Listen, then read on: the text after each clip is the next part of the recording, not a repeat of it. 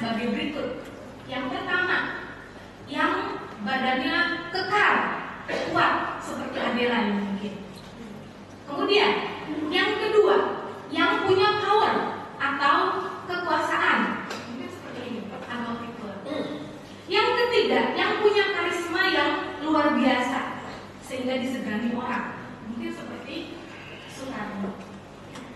Atau mungkin kita juga dapat membayangkan orang-orang kuat seperti layaknya superhero yang ada dalam cerita-cerita, seperti Batman misalnya, atau Superman, atau mungkin Spider-Man, atau mungkin superhero yang terkenal di Tiongkok seperti Wong Tai-Hung. Nah, mungkin kita juga suka ya dengan superhero tersebut. Kekuatannya terlihat mengagumkan untuk membela kebenaran dan keadilan.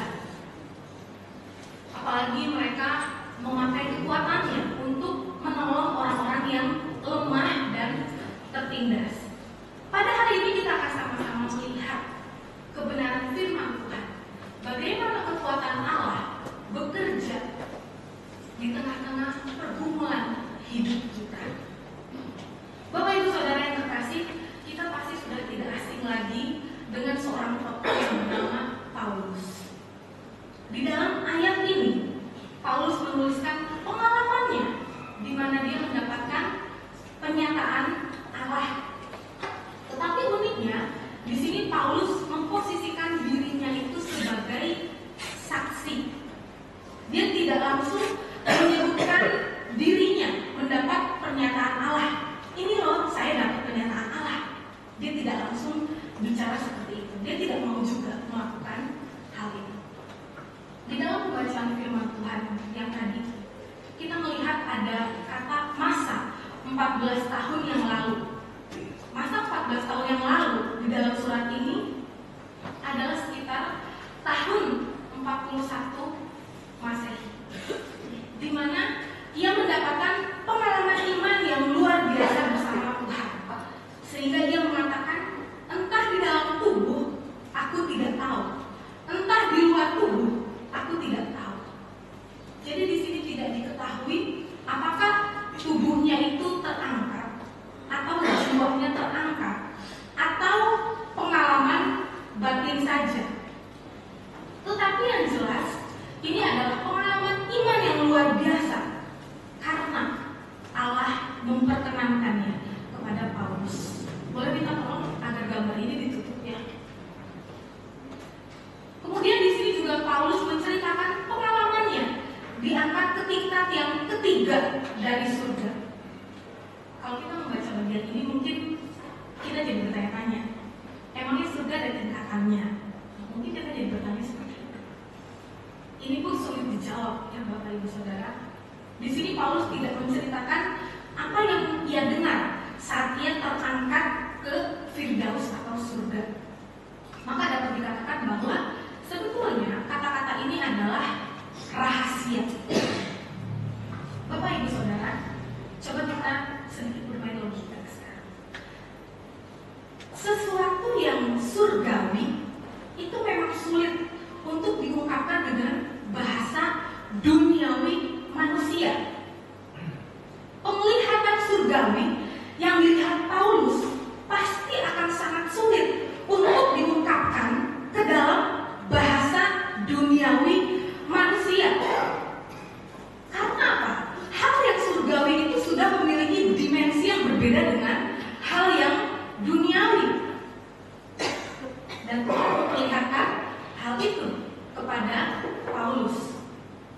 Di sini kita melihat ini adalah suatu kedaulatan Tuhan, di mana Tuhan memang memperkenalkan hal ini bagi Paulus. Apalagi pada waktu itu berkembang ajaran-ajaran yang sesat. Banyak orang yang mengaku-ngaku mendapatkan penglihatan, padahal bohong. Misalnya seperti sekarang ini, tanpa bermaksud menghakimi, sudah banyak kan orang yang mengaku naik turun surga, lalu mengaku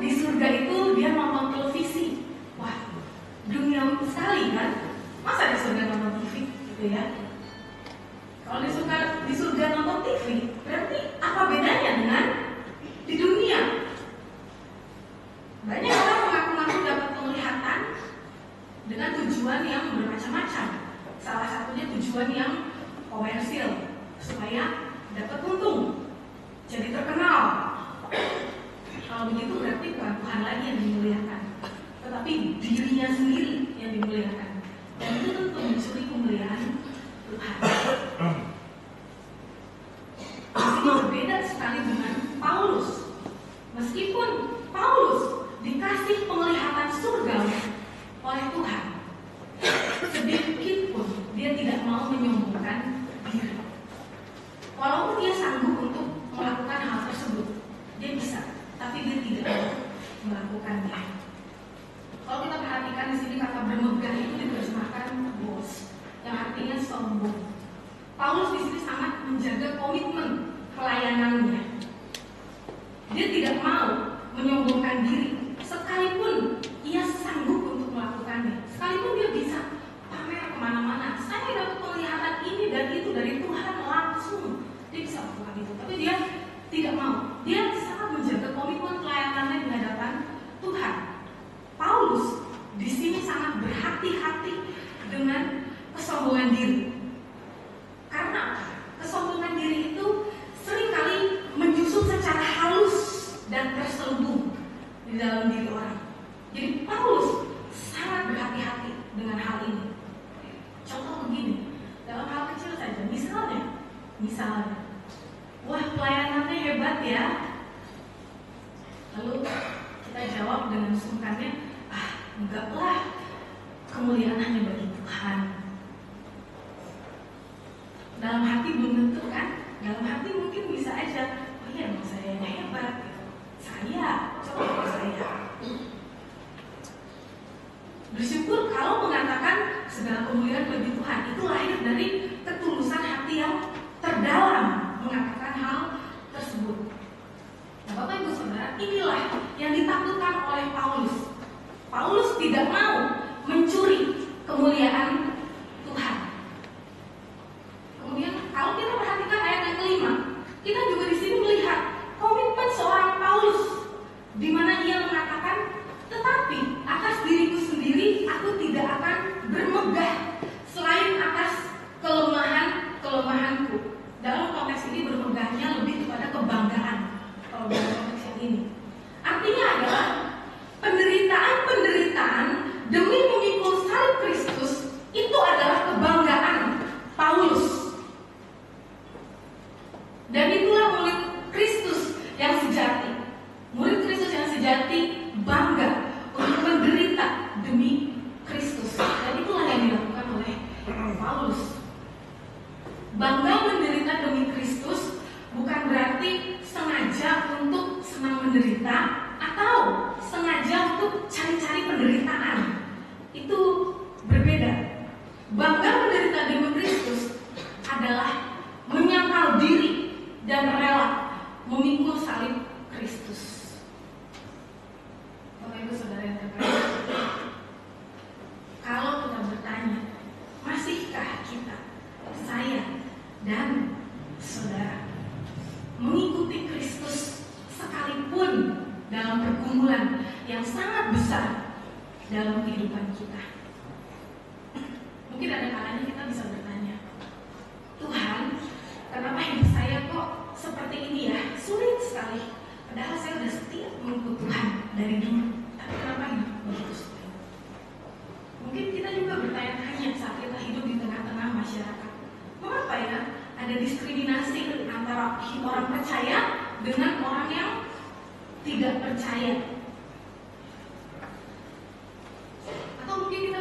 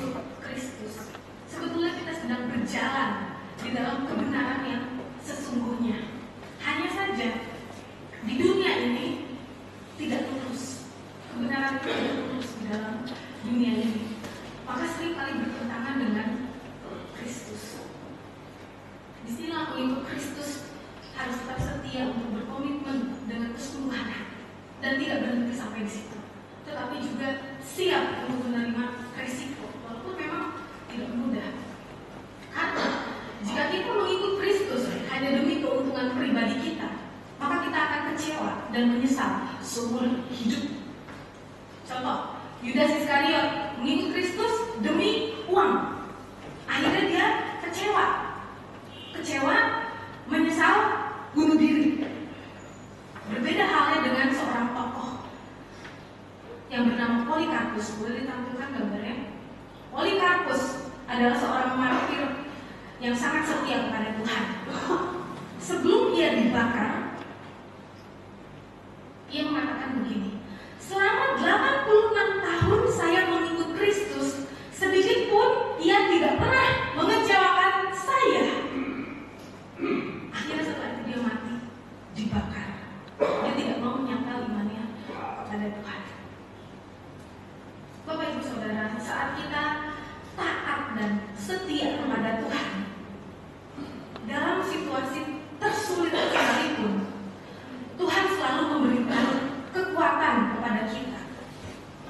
Sebetulnya kesulitan-kesulitan yang Tuhan izinkan terjadi di dalam kehidupan kita sebetulnya adalah untuk menguji akan iman dan kesetiaan kita kepada Tuhan, dan menyatakan bahwa kekuatan Tuhan itu besar sekali di tengah-tengah kelemahan hidup kita ini.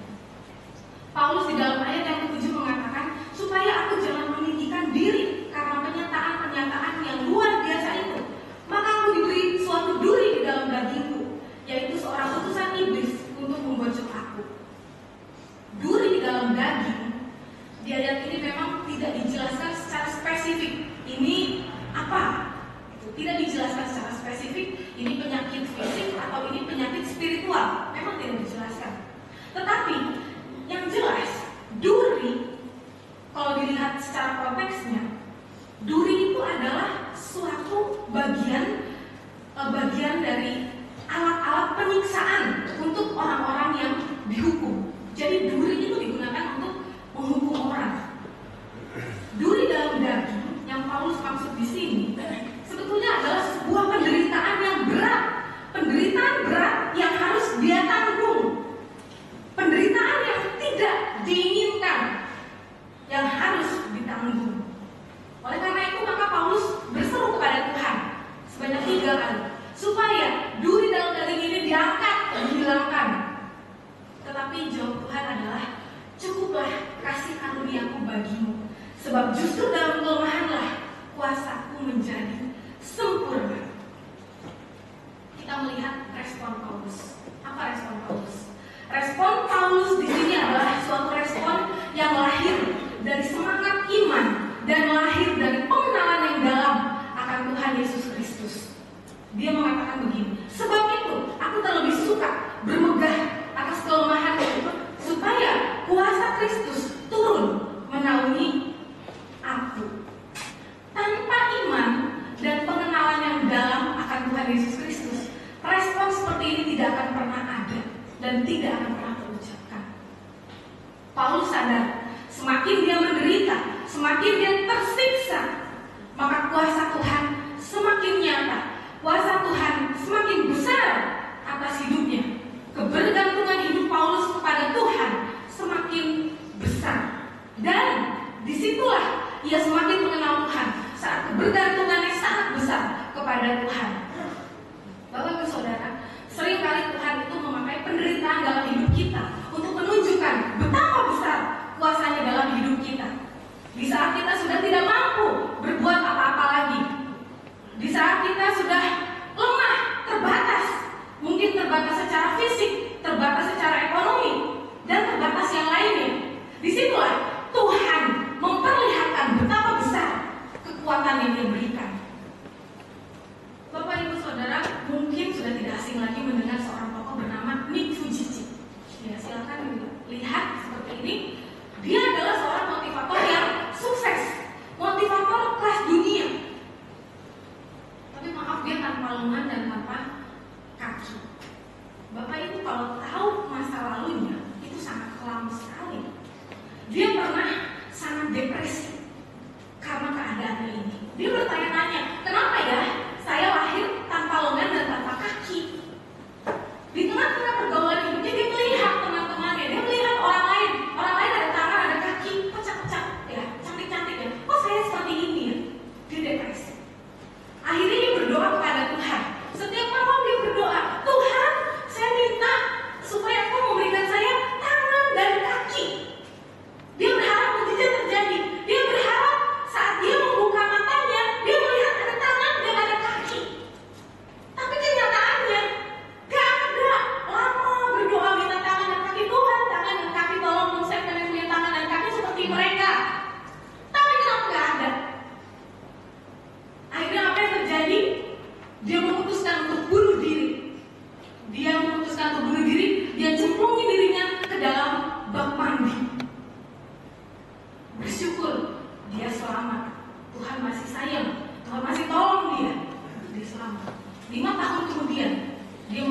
perjumpaan dengan Tuhan. Pada waktu dia mengalami perjumpaan dengan Tuhan, hidupnya diubahkan oleh Tuhan. Sejak saat itu dia menjadi orang yang sangat passion untuk membagikan kebaikan Tuhan kepada orang-orang di sekitarnya. Dia menjadi seorang motivator yang membangkitkan api pengharapan bagi dunia ini. Dia menjadi motivator di kurang lebih 47 negara. Dia menjadi motivator untuk ratusan juta orang, menjadi api pengharapan untuk ratusan juta orang. Bapak Ibu Saudara, orang dunia bilang begini, masa depan ditentukan oleh garis tangan. Tapi kita lihat seorang Minggu Jicik, seorang anak Tuhan, gak punya tangan, gak punya kaki, tapi masa depannya cerah di tangan Tuhan. Bapak Ibu Saudara, saya mengajak kita semua untuk membuka bagian firman Tuhan dari 1 Korintus pasal yang pertama ayat yang ke-27 sampai 29. 1 Korintus pasal yang pertama ayat yang ke-27 sampai 29.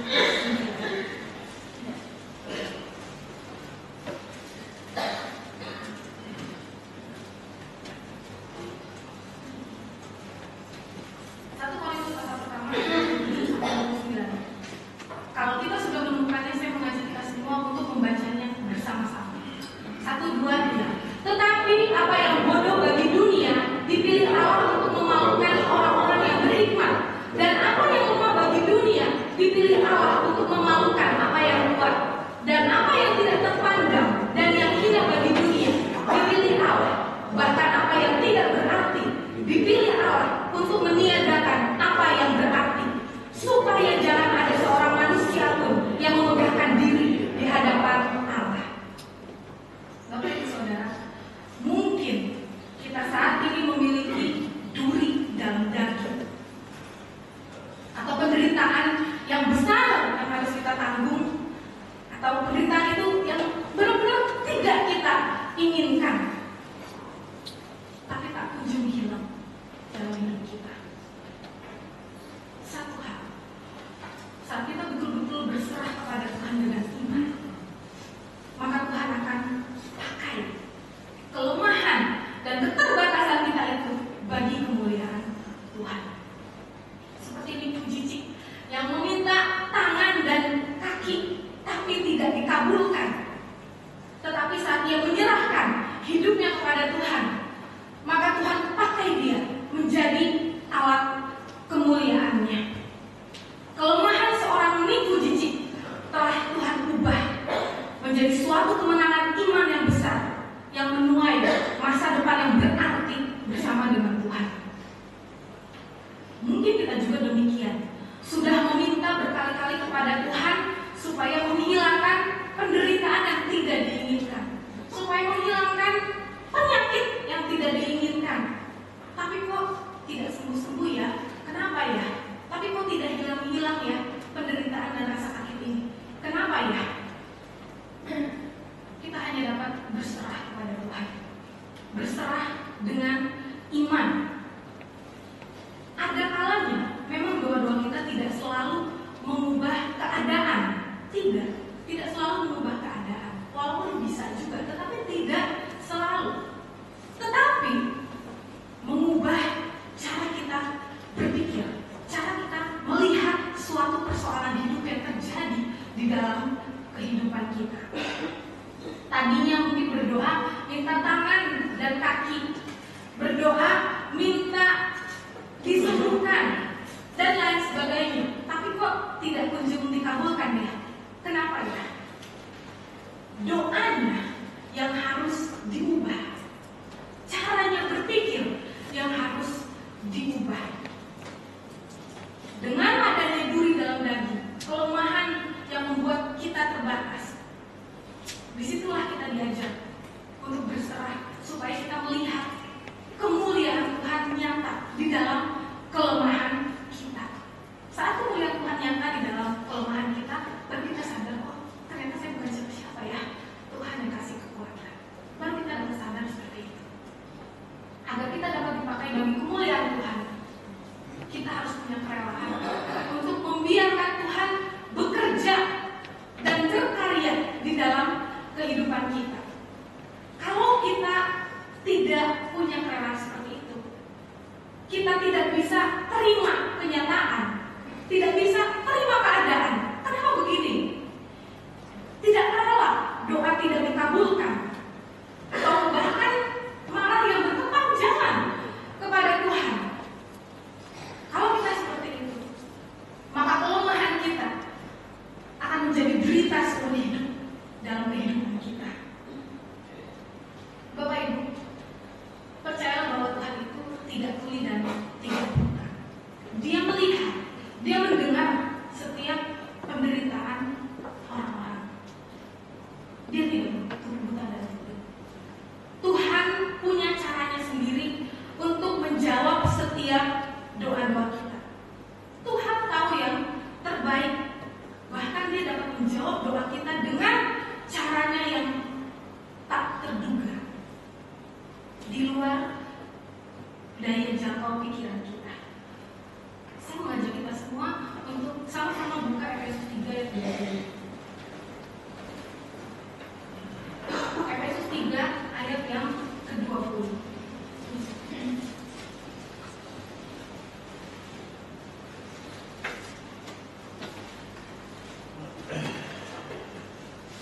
Efesus 3 ayat 20.